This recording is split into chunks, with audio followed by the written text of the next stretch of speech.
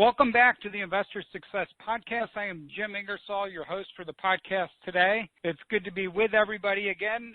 We really appreciate all of our loyal Success listeners, those who have been leaving us likes and comments in YouTube and iHeartRadio and iTunes and on my own website. We really appreciate it and appreciate the time you guys take for reaching out to us and letting us know that the Investor Success Podcast has helped you and impacted your life as a real estate investor. And that's what this show is all about. It's about creating profit for today and long-term wealth and residual and passive income by investing in real estate the right way. And that's exactly the topic that we're going to talk about today. Is about investing in the right way, about controlling property, creating cash flow and equity without actually even owning the property. Let me tell you a little bit about our guest today. Jim Aydelotte is one of Wendy Patton's star students. I have read all of Wendy Patton's books personally. They are great, and I highly recommend them on Amazon. They're great books on subject to and lease options. Jim is a real estate professional who specializes in lease option strategies, and he's built out an extensive real estate investment business in beautiful rural Michigan with a multi-million-dollar portfolio and investments. And he started out doing all of this part-time out of his own IRA, which I absolutely love as well. Today, Jim teaches with internationally recognized speaker and author Wendy Patton, helping others invest with no money down, no credit, and learning to control real estate for massive profits. Jim's own experience includes sandwich lease options, cooperative or link options, and has additionally built an extensive rehabbing business using private money. With hundreds of transactions over the last several years, Jim has become an expert in lease options. He's also a national speaker and mentor. He's got a website at leaseoptioncoach.com. And what I like is Jim and I have a lot in common, and these include, well, of course, we both have the same name, Jim, which is a great name. And then we also have both spent many, many years, a couple decades worth, in corporate America with engineering. Jim's background is magnetic engineering. Mine is electrical. And we both left all of that and became really passionate about real estate about the same time, which I think for me, Jim, was like 2006. How about for you? What year did you go into real estate? It was right around 2006, 2007. So it's been 9 years, going on 10 years. Yep, exactly. So and I know you're a man of faith, so am I, and we both spent all these years in corporate America as engineers. We both got out at the same time, and now we're both passionate about real estate. So welcome to Investor Success. Absolutely. Thank you, Jim. It's great to be on. Appreciate you taking the time to speak with me, and I look forward to sharing some really good stuff today for you and your folks. Great. And I love real estate options, and people have a misconception that they're complicated and hard, but when you can control property and get all the benefits of owning it without owning it, that is really a great strategy. And I guess that's why you're so passionate about it. Yeah, and really it's by and far, in my estimation, and from doing various deals, there's nothing easier and there's nothing faster to make money in real estate than lease options, and that's why I love them so much. Well, let's start there. Tell all of our Success listeners who don't know what a lease with an option is, kind of what it is and how it works, from a 5,000-foot level. Sure. The big picture on lease options is very simply this. We take a property, and you can do this with single-family properties, you can do this with multis, you can do this with commercial. My focus has been primarily and almost exclusively single-family homes, so that's kind of the context in which I speak about. What we do is we put that property under contract with the seller or with the owner, which gives us the right to sublease that, and in effect, we have the option to purchase that property. So the option contract allows us, or actually better said, gives us the exclusive right to purchase the property if we choose. And the really powerful thing about lease options is it gives us the right to purchase the property, but here's the key, not the obligation to purchase the property. And that's what's beautiful about lease options. That, in effect, is is the bird's eye view. And so, in effect, what we're doing, we're taking control of property. It's truly control without ownership, and that's what's so special about lease options. You know, and I've done quite a few of these over the years too, Jim, and I did some of them right before the market crashed back in, 2007 or whenever it was. So what was nice about those properties that we did is, we had the right to purchase and we had the right to sublease, and at least I subleased them for a number of years. But the cool thing is with the option is it gives you the right to purchase, not the obligation. So when the property values declined, I was able to easily exit out of those. And if I had owned those properties, I would have been stuck with those mortgages. So the key is, to me anyways, the right to purchase, but not the obligation. And that's the key. That's the key. And I think for me, as an and recovering engineer, I could not get my mind around this concept. It was so foreign to me. And I tell people all the time, and I say this with great conviction, the reason why I did not start doing anything in real estate investing is because I could not figure it out. I could build a house from the ground up with electrical and mechanical and engineering and building trades and stuff like that. Firmly project management under the concepts belt. Easy. Absolutely. Yeah. The problem is that real estate is a completely different language. It's a completely different look at a property. We don't look at the nuts and bolts, as a builder or as somebody building or putting the property together. We're looking at it from an entity standpoint. It exists, and it exists, on title. It exists possibly with a mortgage and so on and so forth. And so all that language was new to me. I had to learn what all that meant. And of course, being the engineer that I was, and maybe for you too, I don't know, but I went to my first training. It was now going on 14 years ago, but I didn't do anything for almost 4 years because I just couldn't get my mind around the concept that somebody would give me the right to control their property and not own it. And by the way, do that with virtually no money, if any money. And that was just, the gears just kind of lock up on that concept. But that was essentially where my hang-up was. Even though I had, been exposed to it, I just couldn't get my mind around it. And what I tell people is, we go to a lot of training, people go to a lot of seminars and boot camps, and that's great and that's vital and it's necessary. But the one thing that I tell people is to really focus on a single approach, to get your feet wet, kind of get your beak wet, get that first check, because that first check makes all the difference in the world, and then start developing and mastering a single approach to real estate instead of trying to be everything to everybody at the same time. And that was my big issue. I could not figure out. I mean, I thought I had to be the storefront where I had to do short sales, and I had to do, rehabs, and I had to do options, and I had to do all of this stuff. And it really kind of got me as a detailed person in some respects. It got me kind of bogged down. But what I tell people is if you're really looking to put serious money in your bank account in the next 30 days or less, maybe it's 60 days or less, depending on your market and what you're doing, lease options by far is the easiest thing to do. It's the easiest. Well, let's talk about how somebody can do that. How can somebody use the lease option strategy to put a paycheck in their checking account in the next 60 days? Because there's a lot of people that are hurting that need income now, and this is a way to do it without wholesaling and without fix and flipping.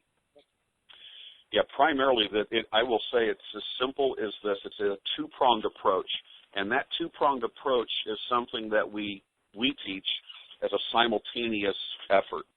First and foremost is we have got to locate, find, and make offers and present our concept to a motivated seller. What I see most people doing is they try to do a bunch of marketing, or they take a lot of time to invest in marketing when they don't know what to do with those leads. So if we're going to narrow that down to an approach of getting that paycheck in the next 30 days or so or less, what we have to do is we have to understand we're going to look for the low-hanging fruit. my market is probably completely different than yours, Jim. You're in Virginia, right? Of course. And one of the things that Wendy teases me about is I do these deals in the cornfields, and that's basically and essentially true. I live in a county where we have less than 16,500 single-family homes, and 98 or 99% of all my business is in this county. And I do 2 to 3 deals a month on average, and I do it 3 to 5 hours a week. And those properties typically are properties that are first and second time home buyer neighborhoods. The other shocking thing that people hear when I talk about my market is my median sales price is $89,000. So I'm doing deals that are on properties between, typically I do not like to operate below that $85,000 threshold. So I like to stay for my market right at around median as a minimum. But then if I go more than about 2 times my median sales price, those homes are harder to move quickly. So for my market, when we're looking at targeting this what we call low-hanging fruit, I want to look at properties that are between that median to no more than 2 times median sales price. Now, I've got students in L.A., I've got students in New Jersey. They've got to adjust those numbers accordingly because those markets are quite a bit different than everything else in between. And so when I look for motivated sellers, I'm looking for properties that are very simple and basic, 3-bed, 1-bath minimums, 2-bedroom properties for me. They just don't move very quickly. So, I'm looking for that 3-1 minimum, and then I'm looking for people that need to sell their properties, not want to sell. And in that process, I can do that very quickly. And I'll tell you, I can do that very quickly by just pulling up Craigslist and going through first the for rent ads, and then secondly the for sale ads, and even FSBO for sale by owner sites. I sat down with a student here about a week. Okay, so that's a great point. Yeah. No, I'm just saying, because the first thing is you got to locate and find that motivated seller, and it's a little different. I think that's a great point, because when you're looking for lease option deals, you don't start. I think you can find a lot of good deals in the for rent section. There's a lot of motivated sellers that are accidental landlords or sick and tired of dealing with tenants that would love to lease option back. Here's another website I've used for lease option, Jim. I don't know if you've ever tried it. Maybe you don't have a military base near you, but military by owner has worked really well for me as well. So if you're near a base and somebody in the military owns something and they're getting relocated, they would be happy to do a lease option as well. So you find the motivated seller. How do you present this lease option concept to a motivated seller? Well, first and foremost, when I first talk to a motivated seller, one of the big things that gets people in trouble is that they talk too much on the phone. I tell people that I coach and mentor and teach, if you're on the phone more than 3 to 5 minutes with a seller, you're on the phone too long. I have a singular focus when I talk to motivated sellers. It is to book an appointment to see the property once I determine if they're willing to sell on creative terms. So the approach is very simply building a little bit of rapport. I let them know that I buy properties. I buy 1 to 3 a month on average, looking to pick up a couple in this area. And your house looks like something I'm interested in. Obviously, I would need to see it. And so I go into that, and I simply ask them, let me ask you a quick question. Would you be willing to sell on any kind of creative selling terms? And now the normal response from a seller is, well, what do you mean by that? Well, something like contract for deed, land contract, lease to own, rent to own, lease purchase, something like that. And I throw all that out there because I don't know what they know or what they have a preconceived notion about any of those. And if they say, yeah, we would probably consider something like that, I stop my explanation of what any of that is, and I just immediately pivot. I call them linchpins or pivot points in my conversation, and I immediately pivot to speak about what we can do to take a look at the property to see if it meets my criteria and what I'm interested in. So I do have a little bit of a posture that I use. I let them know that they need me, I don't need them. And then when I pivot from that, I'll say, well, that's great. Obviously, I need to take a look at the property. What's a good time for you? Today, tomorrow, the next day? And I'm going to narrow that down as quickly as possible to go see that property. So that's the initial discussion with the seller. And so the goal is to book an appointment to see the property, not to try to sell them on the idea of selling their house on terms. Okay, very, very good. That's all really good stuff. So that's sort of your screening concept is you talk to them about selling on creative terms. You mentioned CFD, contract for deed, lease option, rent own. And I think it's good to mention all three because everyone has different preconceived ideas. If they're motivated, they'll take that hook, and then you'll go meet with them in person and work to close the deal. That's exactly right. Exactly. So when you meet with them in person, how do you typically handle that as far as leading them into why a lease option is the best option for them? Sure. First and foremost, when I show up at the property, I don't carry a briefcase. I don't carry anything with me that looks like I'm going to try to sell them something. I'm also going to dress accordingly. So there is some relatability that has to take place here, and that factor of relatability is going to be, because I do have some high-priced homes too. But if I'm going to be doing an $80,000 property, I might show up in blue jeans and a polo shirt. If I'm going to go see a $300,000 property, I'm probably going to have some Dockers on, maybe a sport jacket and a polo shirt, something that's a little bit different in relatability. So that's very important. The perception that we have when we first show up is extremely critical. I do show up on time, if not 1 to 2 minutes early, and that gives them the signal that this is somebody that we can trust. And I also will confirm that appointment by phone. So I reach out a couple times just to have that warm, fuzzy kind of contact. When I show up, introduce myself, the first thing I do is I will pull out a card. I say, let me give you my card before we get a chance to take a look at the property. And this is a very important step as well. I tell people on the phone when I book the appointment, I tell people when I show up, by the way, I can't stay very long. I just have a few minutes to take a quick look at the property, and then we'll go from there. Is that okay? So what I'm sending the signal to them of is this. I'm not going to have to force this guy out of my property. I'm not going to have to get this guy to leave. In fact, here's what you want. You want them wanting you to come back, not wanting you to leave. And so that is kind of the persona in which that I have.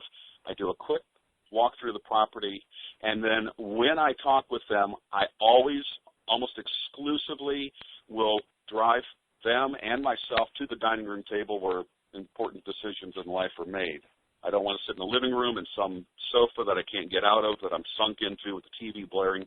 And I simply then will take, I bring a lead sheet in. I'll bring a lead sheet in and a pen, maybe a little leather-bound folder with nothing in it other than a few business cards, blank paper, lead sheet. And I'll be filling that out sometimes as we walk through. And then I sit down at the table and I say, look, I just have a few minutes before I have to leave. So I'm reinforcing the fact that I'm not going to be here long. And I'm not trying to sell them on something. I'm not trying to talk them into anything. And I just open the folder and I look at it, and I may ask some questions just to make sure I've got the rapport built.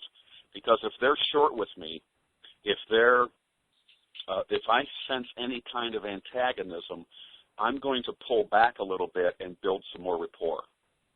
So when I walk in the home, I'm looking for pictures. I'm looking for things. Maybe their kids play sports, and I may bring that up. Or there's fishing, and I love to fish.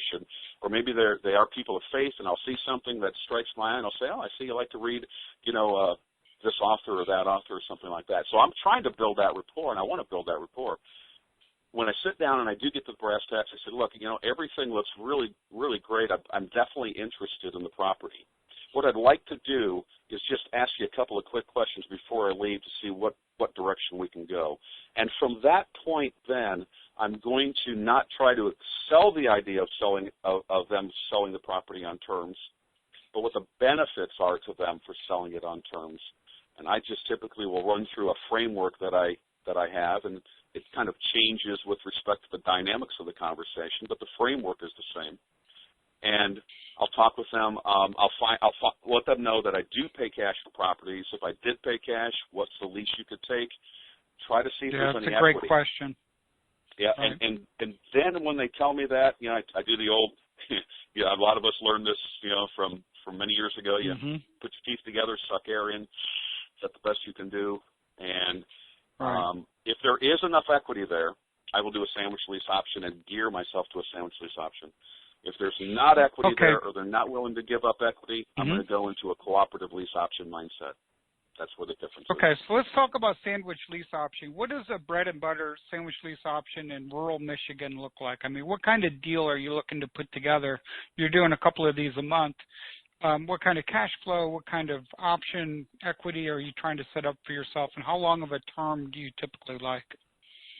Okay, the typical sandwich lease deal for me is I need to have a minimum of 15% or $20,000 in equity, whichever is greater. On a $100,000 property, 15% is less than 20 grand, so 80 would be about the maximum that I could pay for it. And I will do a sandwich lease option, and my minimum is I'm shooting for 5 years of contract. I do ask for 10. I do ask for owner financing. Sometimes it's not going to be just a straight lease option, but maybe they're willing to sell it on terms and owner financing terms, and I'm more than willing to go into that direction as well. So the typical sandwich lease for me is that house between $80,000, $90,000 and about $150,000 to $175,000. These are minimum 3-bed, 1-baths. My typical cash flow on a property like that averages right around $300 a month.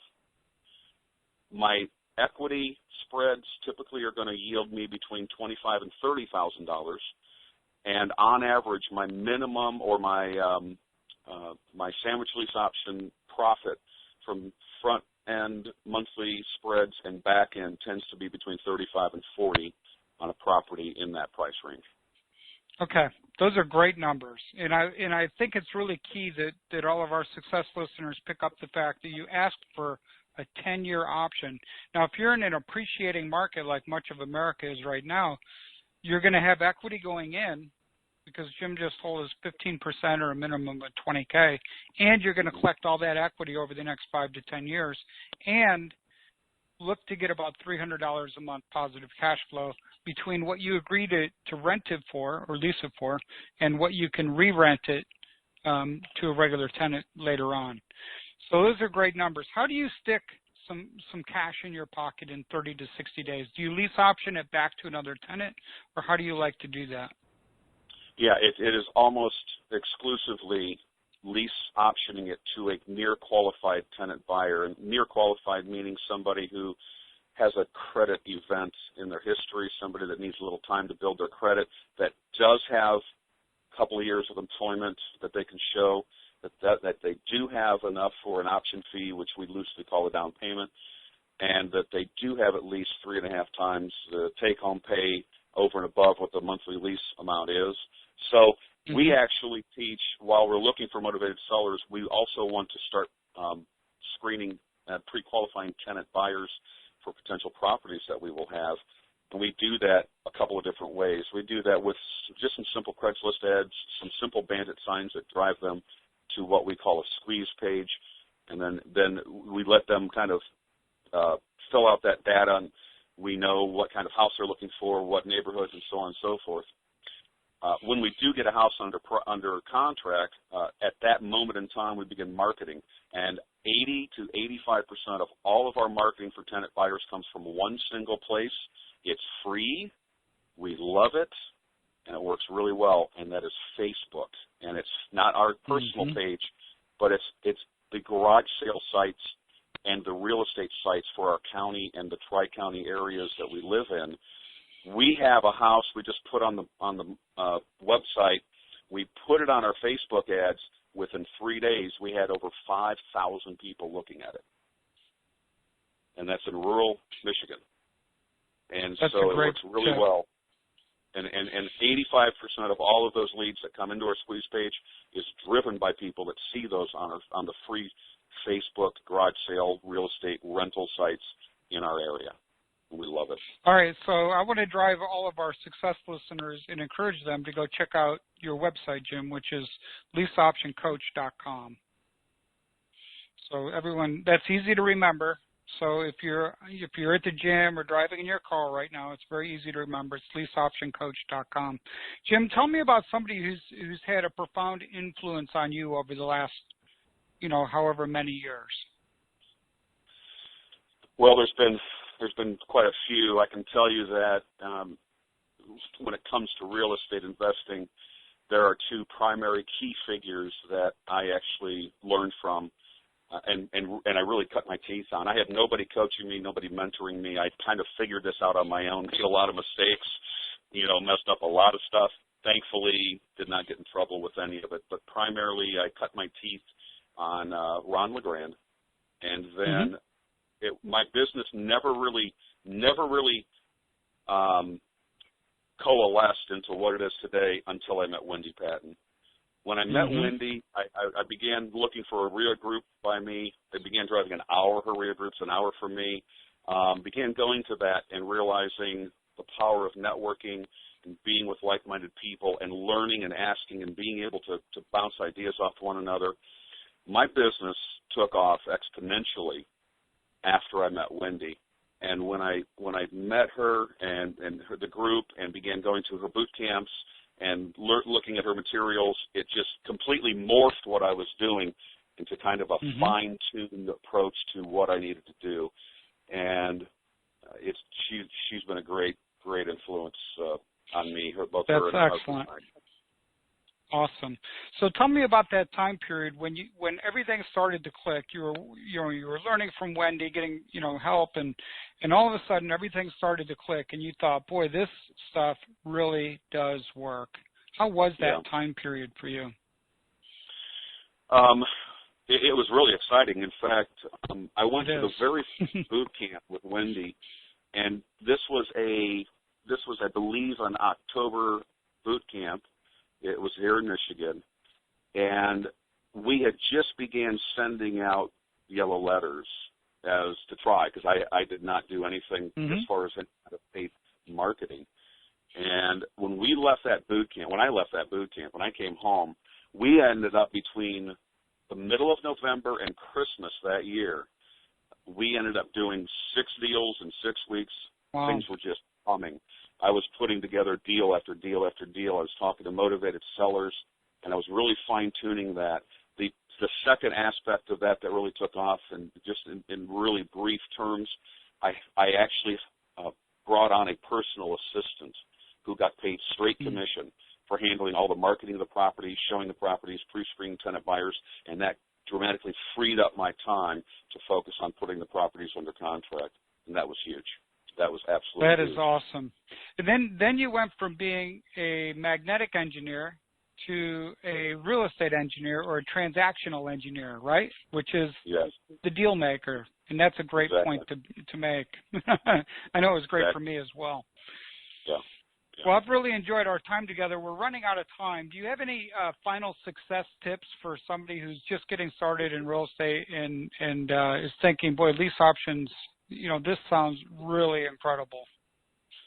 Absolutely. I can tell you that there's a handful of things that are very, very important. Number one is you've got to understand that as a simple approach to real estate, it's going to be very important that you focus on a single thing. As we point out, and you probably do too, Jim, many times, you have got to understand your why. You've got to understand the motivation that's going to drive you to do something. Without that, you won't do anything. You've got to plan, and you've got to prepare to succeed. When you plan to succeed, when you prepare to succeed, you can expect to succeed, and it's going to be a quality decision you're going to make right now. And it could be, for me, I was sitting on an off-ramp coming home late from work, from meeting some clients one evening. I'm sitting on an off-ramp, and I'm thinking to myself, what am I doing here? And a radio spot came on for some real estate investment stuff. Secondly, you've got to take action. Successful people, whether they're successful in real estate investing or anything in life, take action. And the third thing that I can tell you is don't get bogged down with the details. Find a mentor, find somebody that you can plug into, talk with somebody that you can bounce ideas off of, because what you don't want to do is what I did. You don't want to wait 4 years to try to figure it all out on your own before you take action. It's going to be very important, extremely critical in your life and in your future and in your financial picture that you just learn step 1 and 2. Don't worry about 3, 5, and 10 down the road as far as how something might or might not work. Get on the phone with motivated sellers, start marketing properties, and start getting paychecks, because once that begins and once that snowballs, the action becomes a discipline, and it's easy to do from there on out. Those are great tips. I totally agree. Your mindset's so important. As as an engineer, we're told we got to control the variables to get an output, and everything goes through a formula, and you get so many details. That's why when you said you're a recovering engineer, I totally relate to that, because I had to retrain my brain myself. So I think those are great tips. So everybody go to leaseoptioncoach.com, check it out, and take time to learn something about lease options, sandwich options. They're great in today's market that's appreciating, and they'll protect you if the market changes also. So I think it's a great way to go. Jim, it's been really nice to have you along today. Thank you, Jim. It was my pleasure and an honor to be on. Thanks for having me. And I've got a free gift for all of our success listeners. As I always do, go to bigmoneyinvestor.com/free gift and pick that up. It'll help you out a lot. bigmoneyinvestor.com/free gift. And be sure to tune in for all of our past shows as well. I think you'll really find them beneficial. And again, we'd really appreciate those who've been leaving us likes, sharing our content, leaving us comments. I'm happy to answer your questions if you've got them. You can also email me anytime, jim@investingnownetwork.com, and I'll help you out as well. Jim, thanks, and all my best to you there in beautiful Michigan. Thanks, Jim. You as well. Look forward to talking to you soon. Thanks for joining us today. Be sure to share this podcast with your friends and social media contacts, and visit us online at www.bigmoneyinvestor.com.